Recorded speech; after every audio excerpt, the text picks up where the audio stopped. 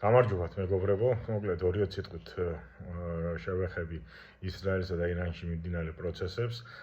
მოკლედ ისრაელმა დაბომბა ირანის სამხედრო მნიშვნელობის ობიექტები, როგორც თვითონ ხაზგასმდა, მხოლოდ სამხედრო ობიექტები და არ დაუბომბავთ სამოქალაქო მნიშვნელობის ობიექტები, პორტები, ელექტროგადამცემის სისტემები და ასე შემდგომ და ამით ისინი ხაზს უსვამენ იმას, რომ ისინი ებრძვიან აიათოლებს და დიქტატორებს და არა მოქალაქეებს. ეს ერთი.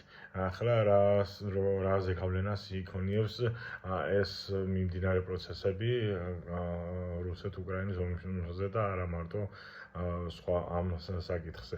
მოკლედ რუსეთ-უკრაინის ომში რუსეთს მატერიალურ-ტექნიკური ბაზით, რაც ისედაც ღია წყაროებიდანაც არის ცნობილი, ეხმარებოდა ჩინეთი და ირანი. რომ ამერიკასა და ჩინეთს შორის მიღწეული შეთანხმების შედეგად დიდი ალბათობით ჩინეთი რაღაც პერიოდის განმავლობაში ტაიმაუტს აიღებს და აქვს აღებული ამთან დაკავშირებით. ერთადერთი, ვინც ამ ყველაფერში რუსეთს ეხმარებოდა დიდი ალბათობით, ეს არის აიათოლების ირანი. შესაბამისად, თუ ისინი ვერ დაეხმარებიან რუსეთს, მოსალოდნელია უახლოეს პერიოდში რუსეთმა ასე რომ ვთქვათ, უკან დაიხიოს და დაიჯდეს მოლაპარაკების მაგიდასთან, სადაც რაღაც დონის შეთანხმებაზე წავა, სახე რომ შეინარჩუნოს, ალბათ მოითხოვს ზელენსკის წასვლას და მცირე რაღაცებს რა მოკლედ. ამიტომ ჩემი აზრით ვფიქრობ, რომ უახლოეს პერიოდში რუსეთი მოლაპარაკების მაგიდასთან დაჯდება, ეს ერთი.